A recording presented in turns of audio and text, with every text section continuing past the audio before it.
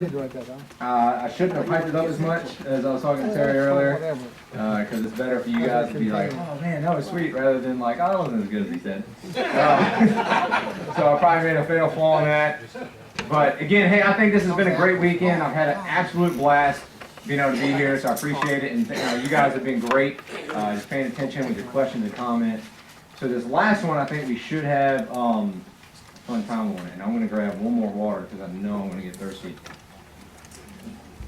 All right. That's my information again.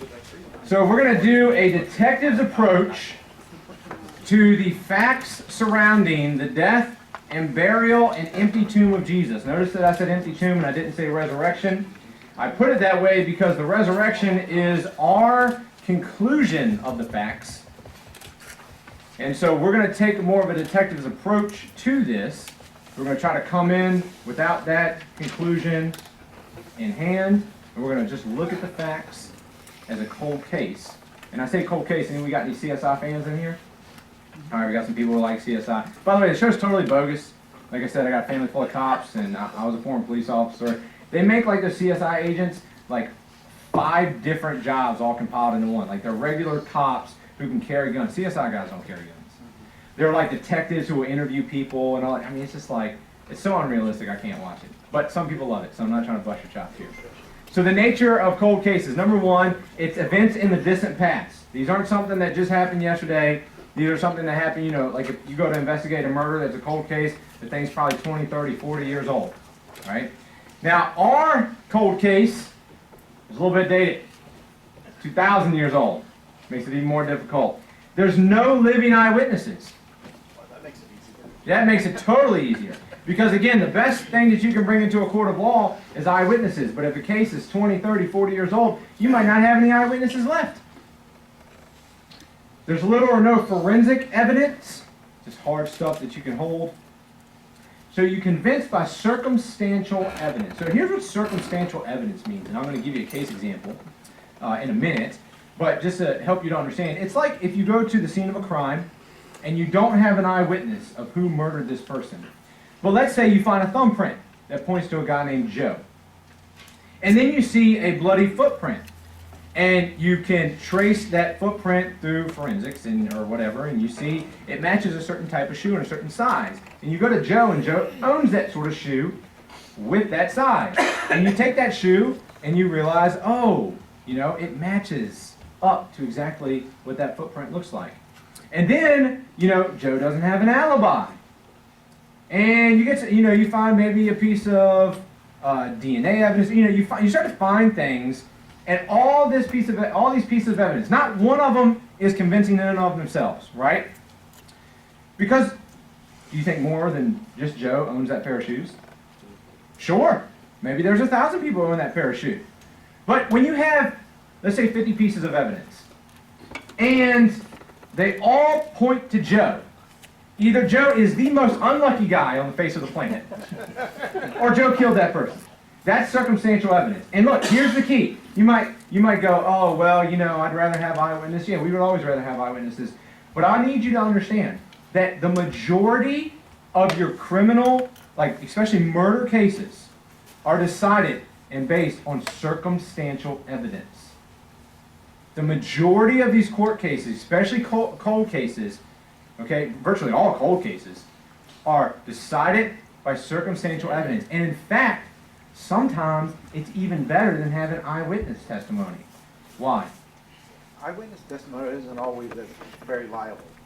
Especially when you're talking about people who aren't inspired. Right. Because let's just take a murder case.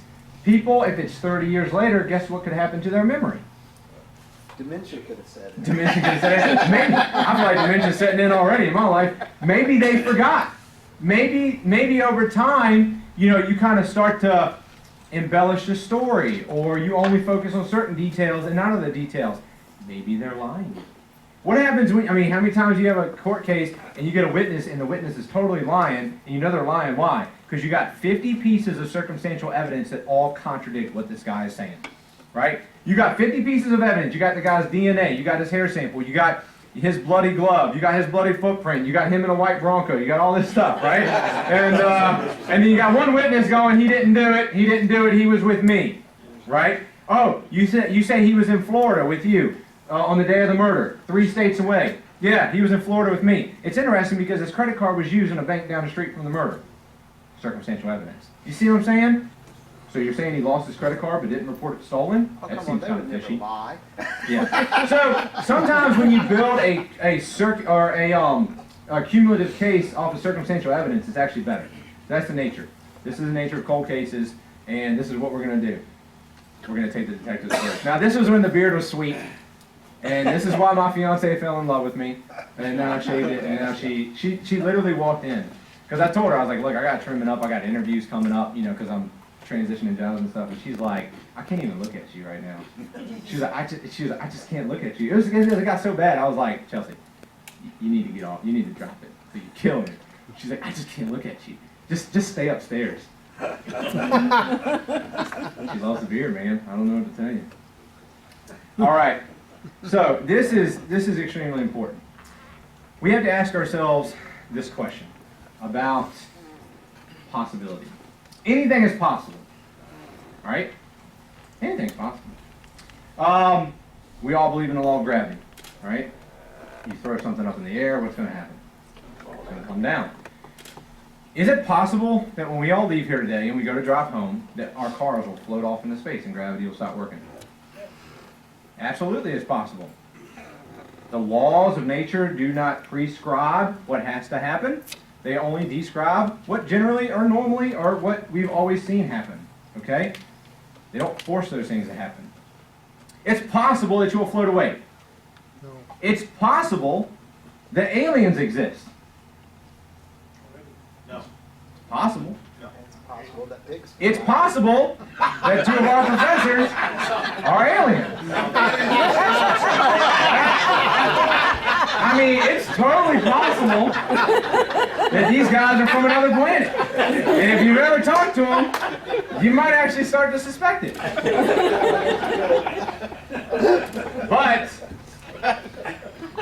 it's not reasonable, is it? Maybe with George. But it's not reasonable that gravity is going to stop working today. It's not reasonable that aliens exist. It's not reasonable that 2 of your professors are actually really clones from some faraway galaxy. It's just not reasonable. And when you get to the court of law, they ask you to convict what? Beyond a reasonable doubt. They don't say you need to convict with 100% certainty. Why? That's too much of a burden of proof. You wouldn't convict anybody. Look, this is important. There are always unanswered questions in any court case. As a detective, right? You will have, let's say, 100 pieces of evidence that you can take to the court of law. Are you going to take all 100? No, because you'd rather have 15 good, awesome, amazing pieces of evidence than 100, and majority of them are, they could go either way. Because if you have a theory and you have 5 links in a chain and they're all strong, that's great. If you have 20 links in a chain and 15 of them are weak, guess where your opponent's going to go? He's going to go at the weak links and you start poking a hole in your theories, and the jury's going to forget about the 5 great ones. So you're going to weed out some of those ones that aren't as strong, because you're trying to convict beyond a reasonable doubt. And there's sometimes where you'll go, we got 50 pieces of circumstantial evidence, and 48 of them, just convincingly point to Joe committing this murder. We got these other 2 pieces that I can't really explain. So we won't convict Joe. We'll just let him go. No! No, you go, looks like Joe did it. I'm just not able to kind of answer those 2 pieces. But maybe it's because you just can't reason. Maybe those 2 pieces that you think are actually pieces of evidence aren't evidence. See, because when you go to a crime scene, first thing a cop is going to do is what? Secure the scene. So he's going to take his yellow crime scene tape. He's going to rope off an area. Do they always know how big or how small to make that area? If you make it too small, what might you leave out? Evidence. If you make it too big, guess what you're going to get in there? That's not it. Or things that aren't even evidence. Things that aren't even evidence. You find a cigarette butt and it's got some lady named Mary's DNA on it. Well, how is Mary connected to this crime? Maybe she's not. Maybe she was driving down the road and threw her cigarette butt out the window, and it just happened to bounce 2 feet from a dead body that she didn't know was lying there. Right? So, you need to understand that every court case is going to have some things that, you know what, you just can't answer that well, but that's okay. We want to convict beyond a reasonable doubt. That is the judicial standard. So how do we decide what's reasonable? Let me give you a case study here. So you go to the house of a known drug addict. You're a police officer. You know this lady's a drug addict. I mean, you have been called to her house hundreds of times. You've had buddies called to her house. Everybody knows her as the town drug addict, right? She's got a rap sheet as long as you can look of drugs and all sorts of other crimes. Go to her house, there she is, lying in her bed, tucked in. This is what you see on the bedside. She's dead as a doorknob, right? You see your syringes or your needles. You see your crack pipe, and you see some drug paraphernalia and all this other stuff. How did she die? Drug overdose, right? Seems pretty reasonable, but you would be wrong. You see her, she looks dead as a doorknob. Doesn't seem like anything's wrong with her, right? And what you do as an officer, you preserve the scene of the crime. You shut the house down. There she is dead, drug paraphernalia. She's a drug addict, drug overdose. You step outside the house, you call the coroner. You sit there and guard the scene, wait for the coroner to show up. Coroner shows up, he gets there, ready to process the body, starts snapping the pictures, pulls the bed sheets away. What do you know? She's been stabbed 15 times in the chest. How'd she die? How'd she die? Could be. No, gunshot to the head. She was most likely stabbed to death, and then other evidence will show you that it wasn't a drug overdose. She was stabbed to death. What was the problem with the first conclusion? Assumptions. This is what's important, okay? Your presuppositions, the assumptions that you bring into a crime scene, can very much dictate the conclusion you come to. This is what we call, essentially, Sherlock Holmes sort of reasoning. It's called abductive reasoning, abductive reasoning. Okay? If you want to look up the difference between inductive, deductive, and abductive reasoning, have fun. The best way I can explain it is simply think of Sherlock Holmes. I love, any Sherlock Holmes fans? I love reading Sherlock Holmes. I've almost read through that whole Sir Conan Doyle book, right? So essentially, Sherlock Holmes will tell Watson, Watson will go, what's your theory? And he tells Watson, I don't have a theory yet. And I'm not going to formulate a theory and then look at the evidence, because if I do that, then I will contort the evidence to fit my theory, rather than looking at the evidence and letting the evidence lead me to the right theory. And that's the beauty of Sir Conan Doyle, who writes these stories, because he always writes it leading you in one direction with your assumptions, but at the end he comes in the back door and you see all your assumptions were wrong. And that the evidence, when Sherlock finally explains it, you're like, why didn't I see that? You didn't see it because of your assumptions. Okay? So what we need to do as people, as Christians, is help other people pull those assumptions away and just say, all right, look, let's just come to the evidence. And this is what we're going to do today. We're going to come to the evidence. I'm going to list out the facts for you. And then we're going to list out the different hypotheses that people present. Here are my theories to answer these facts. And so we're going to list, I think, 6 or 7 skeptical theories.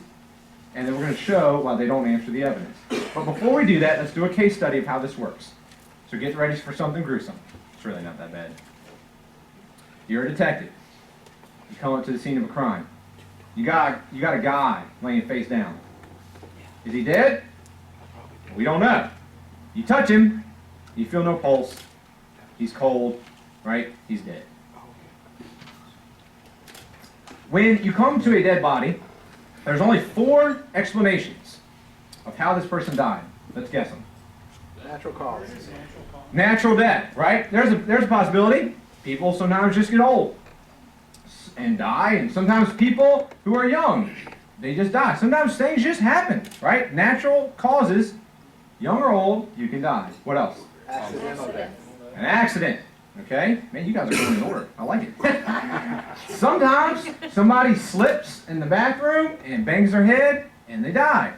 Sometimes a piano falls out the window and crushes somebody. Things just happen, right?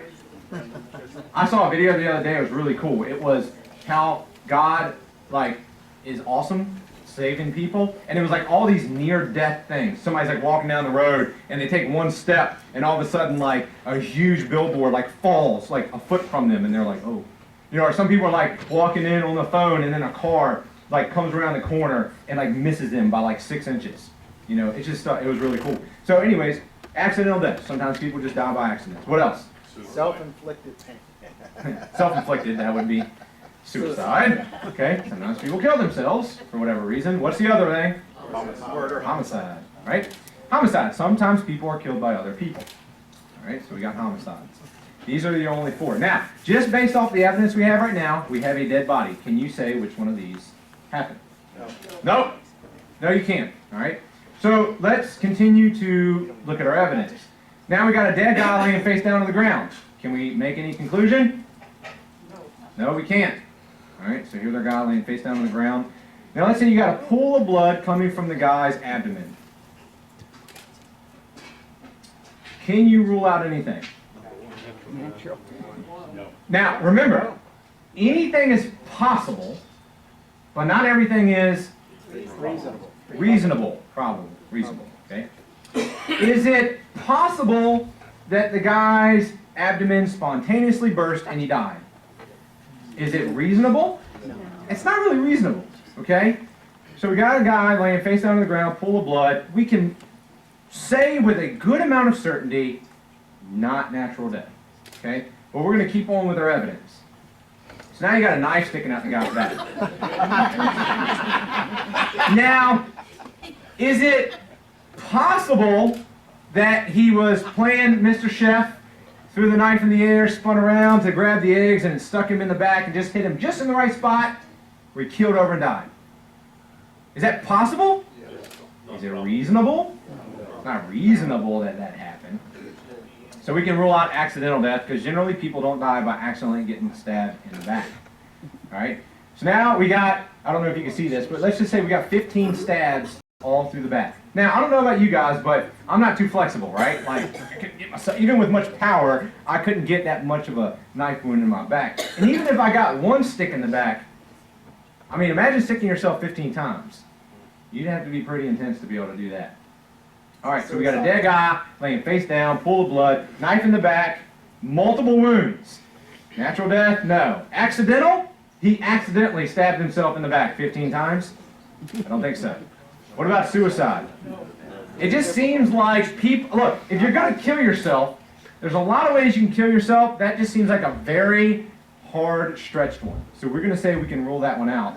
And we're going to go most likely homicide, and even if you're not comfortable with that, we got one more piece of evidence. You got bloody footprints that lead away from the scene of the crime. I don't know about you, but I've never heard about a dead guy walking away from the scene of his own murder. Heard about Jesus rising from the dead, but I've never heard about a guy being stabbed in the back and walking away from the scene of his own murder, right? So we can say now, with this piece of evidence, pool of blood, knife in the back, dead guy, multiple wounds in the back, bloody footprints, it seems as if the most likely explanation is homicide. Exactly. So we're going to circle that one. So detectives use abductive reasoning, and we're going to use it now with the empty tomb. I don't know if you can see that. But we're going to go to the empty tomb and the facts surrounding Jesus and his death. And we're going to use the same process of reasoning to see what we think happened. All right. Paul tells us this is important, 1 Corinthians 15, because if Jesus is not raised from the dead, your faith is what? In vain. It's in vain. So I think it's pretty important that we have a good, reasonable, conclusion on whether Jesus rose from the dead or didn't rise from the dead. Because it makes a big difference on whether we are wasting our lives right now or whether we're going to glory. So, there's a book right here called The Case for the Resurrection of Jesus. I wouldn't suggest it for those who are like beginners into apologetics or who don't like studying, because it can get I wouldn't say like technical, but it can get kind of just into some minutia. All right, it gets into some historical minutia. If you're into that sort of thing, then you would love this book. Gary Habermas, Michael Lincona wrote this book. Gary Habermas is probably one of the leading guys on the resurrection, scholars on the resurrection. He teaches at Liberty University. He has spent like the past 30 years And what he's done, this is what's cool about Habermas. What he's done is he's spent the past 30 years collecting the statements or the conclusions from scholars. These are scholars, hear me, from the most conservative, believe everything about the Bible, believe in the resurrection, go to church every Sunday scholars, to the most liberal, Bart Ehrman's, all these other guys, I don't believe it, Jesus, even people who just are just way off the wall nuts, right? He collects all these statements, looks at all the historical facts, and he says, okay, I got for you essentially 4 facts. They lay out 5 in the book, but I just combined the 4 and 5 together, in my opinion. So he lays out 5 facts and says, pretty much, you won't find anybody who is halfway reasonable who would deny these. Okay? So anybody who's got respect as a scholar would accept these facts. So you can present these facts to any of your friends who don't believe, maybe in the resurrection, or they have doubts about it. You can say, look, I can point you to a source where scholars have already done their homework, they don't believe in the resurrection, but they believe these facts. Okay? Jesus was crucified and buried. Fact number 1. That's kind of important, right? Because if we're going to say Jesus rose from the dead, he had to have been dead. Okay? This is why the Docetics in the first century were heretics, because they denied that Jesus actually really died. The tomb was empty and no one ever produced his body. Question: does that second fact necessitate that Jesus rose from the dead? No. No. There's many other things that could have happened. The disciples could have stole the body. People could have went to the wrong tomb. Dogs could have went in and eaten the body. Anything. Romans could have taken the body. So all sorts of things could have happened. Yes, sir? You say Jesus was crucified and buried. You're saying they agree that he was dead, not the swoon. He was dead. So we're going to go over that. Okay. All right. Because you left out an important word there. He was crucified and died. Well, that's what we're going to go over. Okay. The disciples believed they saw the risen Jesus. Notice the word believed. The scholars will not say they actually really saw him. They'll say the disciples believed it. Now, they could have been fooled or hallucinating or all sorts of other things, but at least they believed it, okay? Number 4 and 5, according to the book I combined, the disciples were transformed following their alleged resurrection observations. Now, when we say disciples, what I grouped in was the 5th point about James, the half-brother of Jesus, and Paul, okay, who then later were converted. So I kind of grouped those in, but they list them as separate, and you can understand why if you ever read the book. But people have transformed faith for all sorts of reasons. Doesn't really mean Jesus rose from the dead. But what happens is when you take these facts together, our cumulative case, right, you need to come up with a theory that best explains those facts.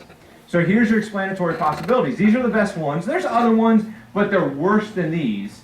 Okay? So if we can debunk these, then you'll be able to debunk the other ones. They were wrong, so Jesus never died, is what we're going to go over here.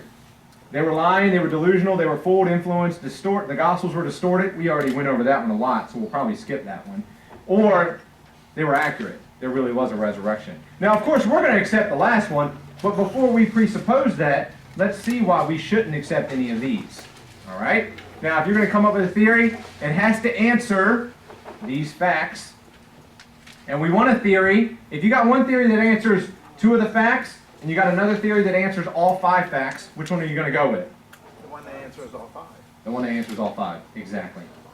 Okay, so they were wrong. Jesus didn't die. I love this one because it's stupid. And it's easy to debunk.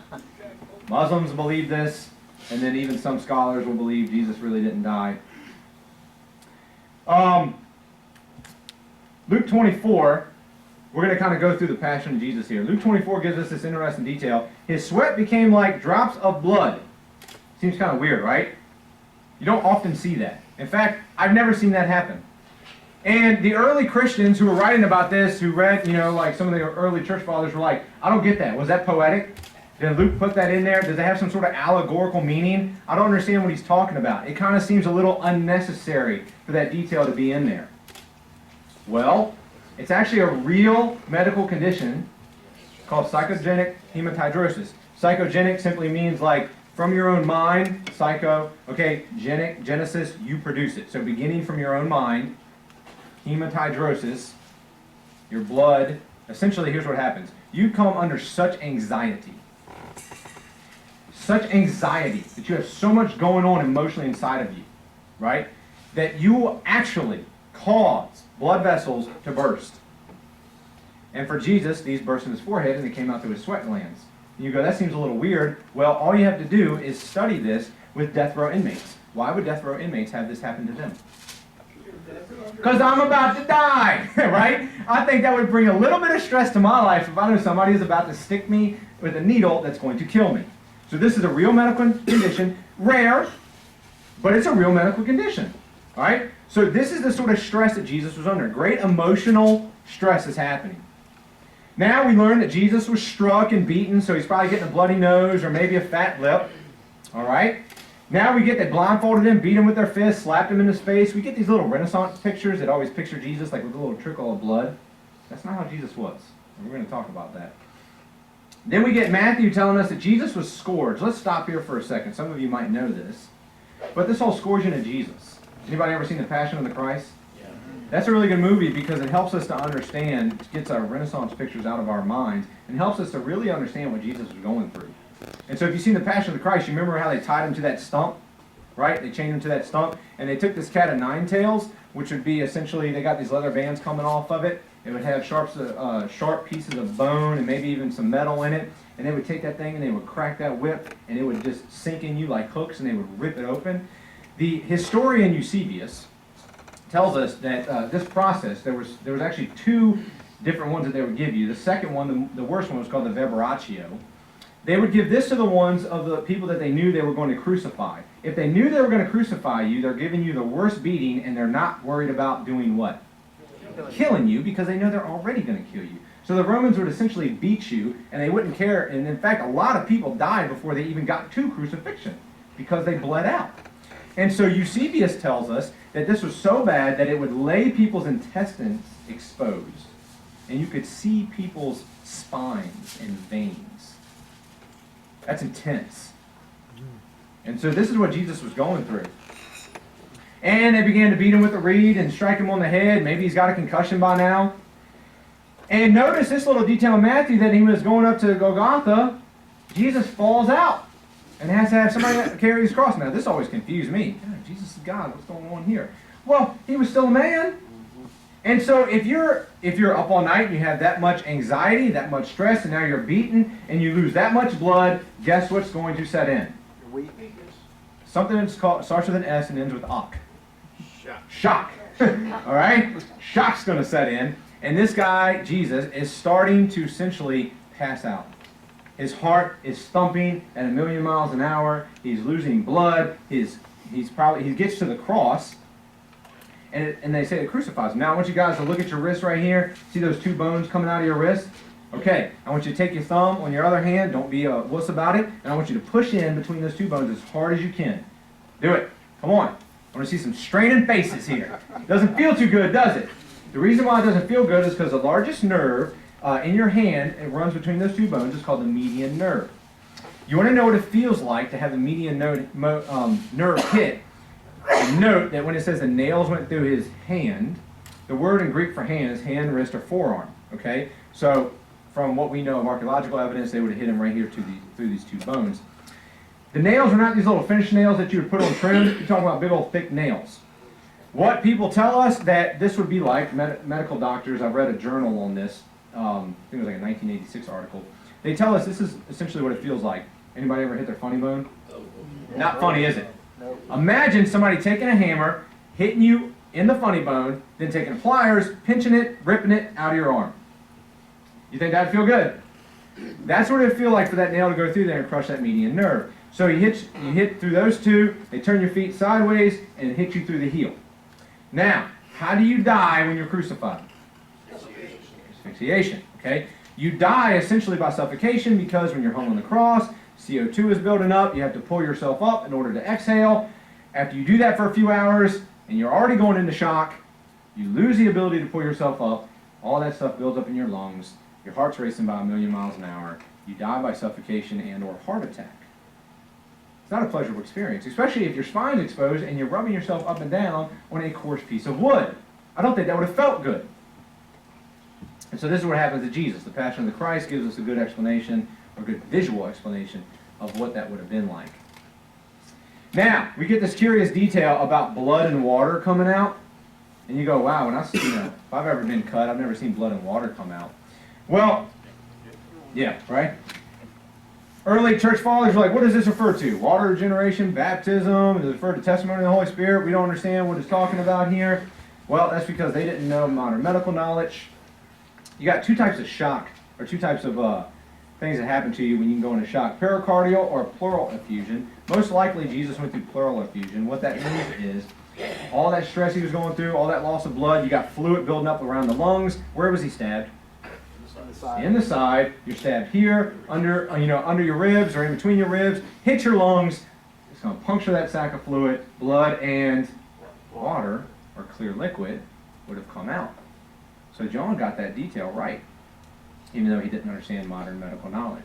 Now, they took him. Jesus was already dead when they took him off the cross. Here's something that we generally don't think about. How many people have ever seen a real dead body? Not in a casket, not at a funeral home, okay? Like a real dead body. Now, I have as well, all right? And I've seen one that was dead for about 4 or 5 days in the middle of August. Ooh. Not a pleasurable experience, okay? And it completely changes your mind about Hollywood and what dead bodies look like. And there's 3 things that happen. This is the coroner's office, and they take you downstairs. This is the benches that they put you on, to do the autopsies and stuff. There's 3 things that happen when your body dies. It's called the mortis triad. All right. The first one is called get the loss of temperature. There we go. All right. Algor mortis, rigor mortis, and liver mortis. Loss of temperature. That is when you touch your body, you start to lose temperature because your blood's not pumping through there anymore, so the body becomes cool. Rigor mortis. That's when you talk about the body becoming stiff. That sets in a few hours after you die, then it releases after a certain time as well. That's why people can lay in caskets and they're not stiff anymore. And then liver mortis is where gravity takes over, your blood's no longer pumping in your body, so the blood will drain to the point of least resistance. So if you find a body laying face down, but it's got pools of blood on its back, you can conclude that body was moved post-mortem. Okay? Question. The Jews in the first century knew what it was like to handle dead bodies. They didn't have coroners to call. They didn't have funeral homes. They did it themselves. All right? Now, you're telling me that Jesus has been dead here for a little bit, that they're not going to see that his body is cool. Rigor mortis might be setting in, and he might have maybe pools of blood, maybe he's ripped open too much, but at least the first 2. You're telling me that they're going to see those things happening and go, oh yeah, no, he's probably still alive. He's just in a coma. Really? Really? I just don't think that's reasonable. I don't think that's reasonable at all. So is it possible? I don't even think it's possible, but is it reasonable? No, I don't think it's reasonable. It doesn't, what? And it wouldn't even be reasonable for the Roman guards to allow him to off of the cross and not break his legs. Exactly. Because they would have known they knew the signs of death. I agree. So it doesn't adequately explain the evidence. Number 1 point, Jesus was crucified and buried. And I go further into this one when I've done sermons and other lessons on it. You think about Jesus, right? I always make a joke. I said, we should invest in ice. Because the swoon theory, which you were mentioning earlier, simply tells us when Jesus was put in the tomb, the coolness of the tomb revived him. All that stuff he went through, and you're telling me cool temperatures revived him from that? And he was able to roll the 2,000 stone away and beat up some Roman guards and appear victorious from the dead? Yeah, right. Get real. All right? So they were lying. The apostles conspired to lie about the resurrection. This is what people will say. Conspiracy theories. This is what we were mentioning earlier. There's 5 things that you need for a conspiracy theory to be successful. Here's what they are. Number 1, you need a small number of conspirators. Number 2, you need a short conspiracy time span. Because it's easier for 2 people to hold a lie than it is for 50 people to hold a lie. Right? Common sense? It's easier to lie for only 2 minutes than it is to have to tell a lie for 20 years and keep it consistent. Number 3, excellent communication. I heard a story one time about a professor who said the test is on Wednesday at 10 o'clock. If you are late, you fail. 2 students woke up late. They were so scared they didn't want to fail. They rushed there. They got there late. They made up a lie. Professor, car broke down. tire blew out, man, we changed as fast as we can, you know, we're an hour late. He goes, okay, that's fine, I get it. Go ahead, separates them, 2 different rooms. First question on the test, what tire went flat?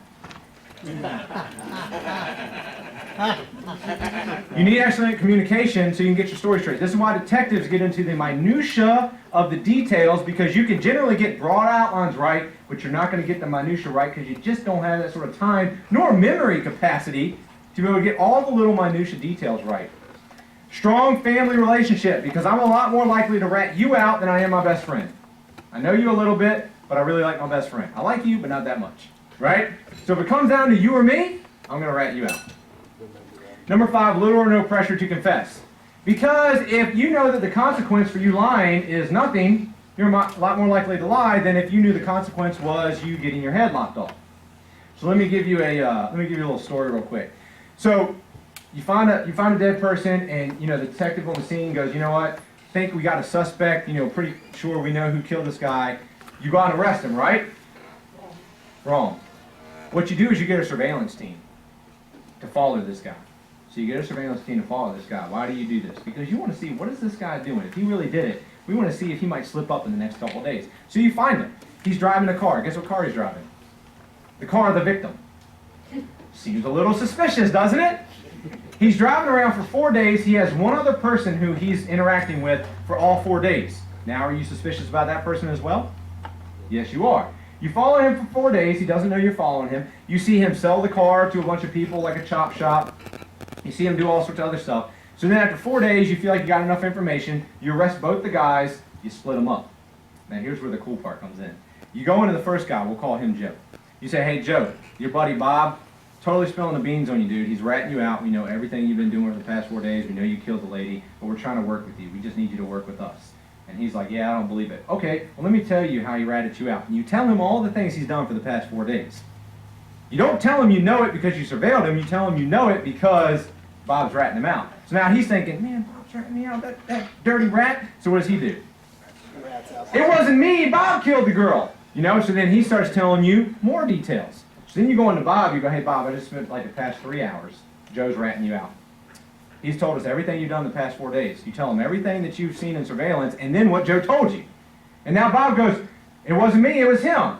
And Bob gives you more details. You go back and forth a couple times, guess what happens? You pretty much now have the full story. This is why conspiracy theories don't work. All right? So, let's think about our apostles here. Is it a reasonable conspiracy to think that they made up a lie about the death, burial, and resurrection of Jesus? You remember this game? Yes. One of the best board games of all time. Yes.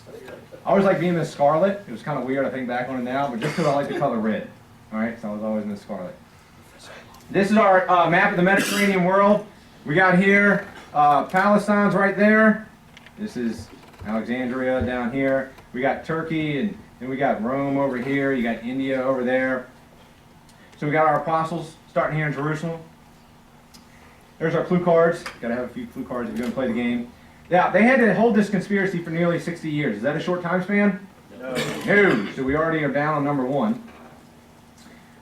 They had bad communication because they were spread out all over the world.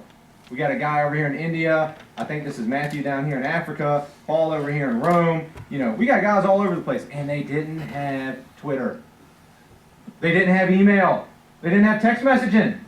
They wouldn't be able to communicate with each other when they started having to preach the gospel and somebody asked them questions and going, oh, I wonder what Matthew's saying down here in Africa. I wonder what Paul's saying up there in Rome. They're separated by thousands of miles. And they had a lot of pressure, Jack Bauer pressure. Anybody ever watch the show 24? He's basically hunting down terrorists, and he uses essentially like torture techniques to like get stuff out of terrorists. So they had a lot of pressure because they all died for their faith. You're telling me not one of them would have been like, you know what? We made it up. Right? I'm not going to die. Not just die, I'm not going to be tortured for what I know is a lie. Forget that. All right? So they had serious pressure. And then, these are men from all walks of life. You ever notice in the Gospels how they were constantly arguing and bickering with each other? Right? Now, look, they weren't superhuman. These are still gods. Even once they are leading the church, hello, Peter still was rebuked by Paul. You know, Barnabas was kind of led astray at one point. Like, we still have human characteristics of these guys. I don't think that they were as close as we might think they were close, in the sense of, like, loving each other. I'm not saying they hate each other. I mean, they're still Christians, leaders of the church. But what I am pointing out is it's not like they were all, like, immediately best friends. I got people who I was friends with in college for 3 or 4 years. I don't talk to them anymore. I don't have a deep, abiding relationship with them. That's okay. They were in my life for a season. And I don't have this deep, abiding relationship with them anymore. Maybe they had a closer relationship than I think. I don't know. What I do know is that they were separated. And Paul certainly didn't have that sort of relationship with them. You know, they only met on a few occasions. So it doesn't seem to fit with our conspiracy theory. It would have been easy to break them if they were lying. Surely one of those guys would have broke if they were lying through all that pressure. All right, so no, not one of them recanted. What was their motive? You only have really 3 motives: financial greed, sexual lust, or pursuit of power. Which one would the apostles been going after? Right? Paul. Just think about Paul's life. Just read his, you know, having to give up all that stuff, and shipwreck, and beaten, and tortured, and chased, and all that sort of other sort of stuff. No way. They didn't have any motive to lie, to make up a lie. So it seems completely unreasonable here. I put here, you guys get this joke? Bummer of a birthmark out. I mean, they had a target on them. They painted the target on themselves. Why would they do that? Not for what they believed. Why would they do that for what they knew was either true or false? If they knew it was a lie, why would they put a target on their back like that? It'd be ridiculous. It just doesn't make any sense. And I go through here about all the ways that they were killed, which you can study on your own. All right, so all died without financial success. The vast majority died alone. All were persecuted for their position. So they were lying. Doesn't seem reasonable to me. The disciples were transformed following their alleged resurrection appearances. It doesn't seem that if they were lying, that they would have some sort of transformation. And I put that up there especially because if they were lying, think about this. The family of Jesus thought that Jesus was crazy while he was walking this earth. What would cause the half-brother of Jesus, who thought his brother was crazy, to convert to Christianity and worship his brother as God? What could make the Apostle Paul, who was then Saul, convert to Christianity? You see what I'm saying? Like, if these other guys are lying, Paul's going to go, I don't care what you're saying, I'm still just going to keep on killing you. I mean, he has made up his mind that Jesus was not the Messiah. This one's also fun. The apostles hallucinated the resurrection. They were delusional. Okay? Now, notice that this one only attempts to answer part of the facts. Let's just say, for example, the apostles hallucinated. What does this not answer? What about the empty tomb? And Occam's razor tells us that the best explanation for something, you want to go for the simplest explanation. So now with this one, even if the apostles hallucinated, now you have to add another theory on top of that to say what happened to the body of Jesus. You see, so this one's already failing. But let's just say, for example, that I came in here today and I was like, man, I don't know if it was that burger last night or what, but can you guys believe that sort of dream we had last night? Okay. Exactly. Did you hear what I said? The dream we had last night. You don't have group dreams. That's just not the way it works. Psychologists will tell you that hallucinations happen.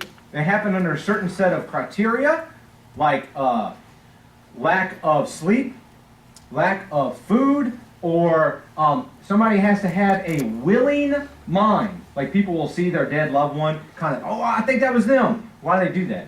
Because they just really miss them. They just really want it to happen. You think Paul had an open mind? You think James and half-brother Jesus had an open mind? Yeah, I don't think so. And you don't have group hallucinations. You want to study hallucinations, I'll tell you a group you need to go to. The Navy SEALs. These are people in our culture who have a good number of hallucinations. Why? Because intense training, lack of sleep, lack of food, right? And I read one story about where this Navy SEAL, they're doing the paddling out, in the ocean at nighttime. He's paddling, lack of sleep, lack of food. Man, they're just whipped. He sees an octopus come up out of the ocean, put a captain's hat on and salute him, and go back down. And he's like, did you guys see that? And they're like, see what? And he's like, never mind, I must have hallucinated.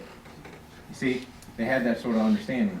So here's what we had. Remember, Jesus appeared over a period of 40 days. This is what compounds the problem. Because you're not just talking about you have one of the only instances in history of a group hallucination. But now you're talking about you're going to have multiple group hallucinations and multiple individual hallucinations. I mean, that's like you're just compounding the problem. You got Mary Magdalene, saw Jesus alive from the dead. Peter saw Jesus alive from the dead. You got James, the half-brother of Jesus, saw him alive from the dead. You got Paul, who saw Jesus alive from the dead. Then you got the guys on the Emmaus disciples on the road. Remember? They saw Jesus alive from the dead. Now you got the women at the tomb. They saw Jesus alive from the dead. Then you got the disciples at the sea. You got a few disciples there. They saw Jesus alive from the dead. Then you got the disciples without Thomas, because they sent Thomas out to get Starbucks for him. Right? So he's out and gone, and he's mad he didn't get to see the risen Lord. He doesn't even believe it. Then you get the disciples with Thomas. He comes back with Starbucks, and Jesus shows up again. Says, "Where's my latte?" Then you got the disciples on the mountain. It's all 11, remember, because Judas is gone at this point. Then you got the disciples at the ascension. Oh my goodness. Then we got the disciples plus the 500 eyewitnesses. So you're telling me, let me get this straight. Not only do group hallucinations not happen, but you're just going to assume for the sake of your argument that they do happen. Then you're going to assume that they happen on many occasions, all within a short time period, and you're going to compound that to say, and the individuals had hallucinations, and you're going to compound it to say people who didn't want to believe had the same hallucinations. They all had their same hallucinations in the same period of 40 days. Is that possible? I mean, maybe. Maybe in some weird universe. Is it reasonable? I don't think it's reasonable at all. And like we said, it doesn't even answer the empty tomb. So this one fails on so many levels. All right, the apostles were fooled. Some will say, here's what happened. And I'm being a little mocking here.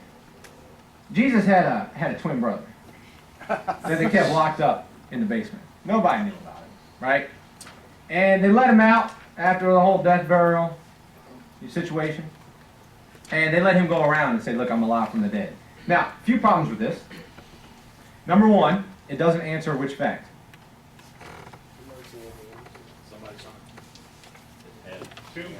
The tomb, right? So now here again, you have a theory. You have to add another theory on top of it to answer the empty tomb. The other thing, so what do they, staple holes in his hands too? Stick him in the side and patch him up somehow, and now he's not bleeding. Like, okay, that's going to work. Here, go ahead and touch me, Thomas. Ow, it's still sensitive, you know? Yeah, that's believable. And if you're going to fool somebody, you guys know who this is? Charles Ponzi. Ever heard of the Ponzi scheme? Yeah. Oh, yeah, him. If you're going to fool somebody, you have to know more about the person or the topic that you're going to try to con somebody about, right? Because if you try to talk to me and try to con me on the Bible, I'm going to call you out because I got a Bible education. But if you want to tell me something about, like, let's say an ultrasound machine, you could probably tell me anything you want because I have no idea how those things work. I don't know nothing about it, right? You got to know more about the thing. You're telling me some guy's going to come along and tell the disciples, and fool the disciples, and fool Mary, the mother of Jesus, fool the family of Jesus who knew him. Wait a minute, Mary'd have to be in it. She wins. Yeah, right, well, that was me being mocking. That's not necessarily part of it. I'm just kind of mocking them there. So, here you got Jesus appears miraculously after he's alive from the dead, performed miracles after he left the tomb, and then ascends. So some guy's going to have to come along. He's got to look like Jesus. He's got to talk like Jesus. He's got to have the same mannerisms like Jesus. Because when my mom calls me on the phone, I don't need to say, who is this? I know who it is. I recognize her voice. So this guy's going to have to be a great impersonator. And then he's going to somehow have to get the ability to do miracles and float into the sky. Does that seem reasonable to you? It does not seem reasonable to me. Maybe possible, not reasonable. But the tomb is still empty. And James and Paul converted. Again, if some sort of Ponzi con artist came on the scene, you think Paul's going to go, man, you're right, I think I'll convert and give my life to this thing. Absolutely not. I mean, whatever happened to Paul and the half-brother of James is, like, to me, some of the most convincing evidence. Because these guys didn't just say, we converted because we like this life better. We converted because they convinced us. We converted because we saw the risen Jesus. That's the only piece of evidence that could convert those two guys. All right, we're going to skip over the influence one just for the sake of time, but the influence one is very similar to the hallucination theory, and essentially it's the hallucination theory, but in a single form. That is, one of the apostles wanted to see Jesus so bad that he simply psyched himself up so much, thought that he saw Jesus, and went and convinced the other ones that he saw Jesus. And then they just believed him because he was very, very convincing. Again, that doesn't answer the empty tomb, so you got to have another theory for that. And I don't think that you would have had time to sit down and have a cup of coffee with Paul and convince him that Jesus was alive from the dead. Right? As well as the $500. And the $500, yeah. So that's why I kind of skipped that one, because again, it's kind of like the hallucination theory, but it's pretty weak. We went over this one a little bit, but let's do this one instead. I got a few minutes. The stories of the disciples are late legends. I'll tell you what. Since we did the whole when they were written. You guys remember that slide? Yes. Okay, so we did that. Let me do this one for you. So, Jesus' life versus the church councils. Bart Ehrman wants us to think that the stories came up here. They're late legends, and we obviously want to believe that they were written around Jesus' life. So, there is a principle that we can base our conclusions off of, if you think about it in a detective sense. And you see this shell casing right here? What we want to ask ourselves is, how do we know this shell casing gets from the crime scene to the courtroom unadulterated? It's not distorted, it's not changed, it's not fudged. Somebody doesn't plant evidence. Chain of custody. Okay? How do we know that there's not a lying detective along the way who then, because he plants the evidence, you got an unsuspecting criminologist, an unsuspecting detective gets into the courtroom, and they convince Joe, and Joe really never did it. It was just a lying detective planting evidence.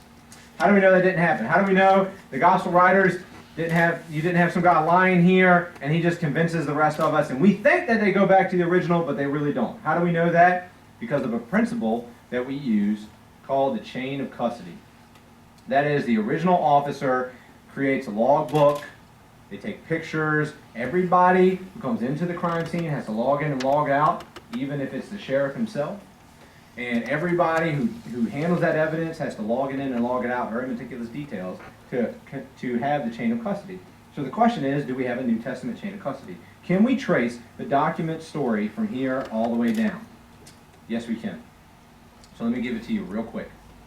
Number one, if you take John the Apostle, right, written, let's just say, around 70 A.D., you got Ignatius, Papias, and Polycarp, three of his disciples, sitting here right at the turn of the century, 110 A.D.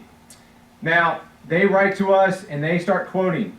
So we get, Papias tells us about the four Gospels. We got 16 books of Ignatius, 16 books from Polycarp, right?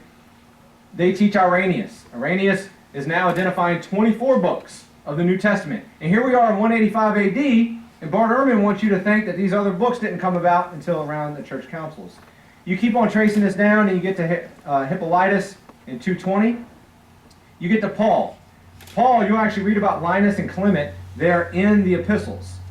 You'll read about these two guys in the epistles, okay? So he disciples these guys, who then disciple these guys all the way down to Tatian in 175 A.D.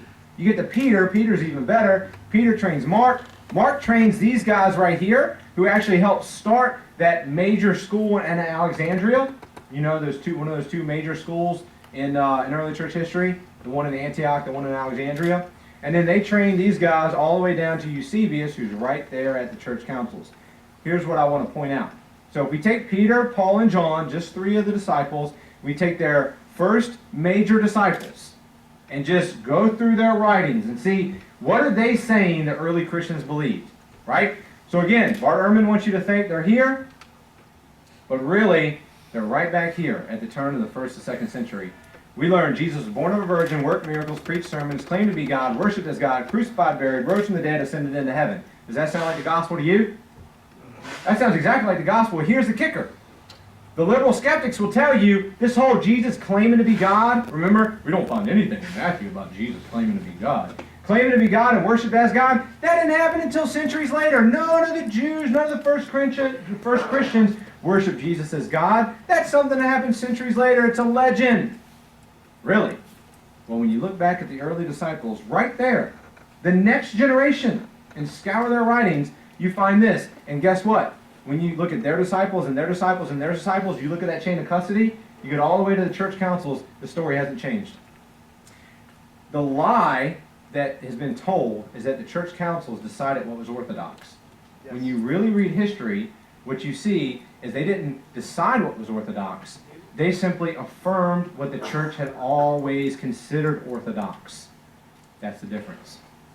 So that's our New Testament chain of custody. So that was, they were distorted. That's wrong. To sum up, we want to do this slide. All right. So we got two roads. What happened to Jesus? Either he rose from the dead or he didn't rise from the dead. Pretty simple, right? Law of excluded middle. Either he did or did not rise from the dead. You go to the explanations that we have, there's only one roadblock to believe he rose from the dead, and that is you have to believe that miracles are possible. Right? So that's a roadblock. Okay, you got to believe in the supernatural. But if you want to believe that Jesus did not rise from the dead, then you have to believe all sorts of crazy theories that have so many errors, some of them that we showed this morning, and it gets even worse if you could go into more detail. So if you really want to believe this way, you got to jump over this and under this and around that and contort that and compound this one with that one and come up with all sorts of fanciful things that don't make any sense and don't even answer all the evidence in order to say Jesus didn't rise from the dead. The only thing that keeps you from believing that Jesus rose from the dead is that supernatural miracles are possible. And who put that roadblock there? We did. We put it there by our own. It's a presupposition. You presuppose miracles are impossible, therefore Jesus didn't rise from the dead. Why is that presupposition valid? It's not valid. It's not valid. Miracles are possible. There's one right there. Jesus rose from the dead. So in conclusion, I think the most reasonable explanation as a detective, when you look at the evidence, you just look at the evidence and you use your Sherlock Holmes thinking cap, is that Jesus rose from the dead. All right. Thank you for sitting through that presentation. And now we're going to take a 10-minute break. And then we'll come back for question and answer. Yep, and if you guys really want to do question and answers, write down on a piece of paper, pass it up front, and if you want more time for question and answer, make your tea break quick. There's some extra food in the kitchen, I guess. Yeah, let's go.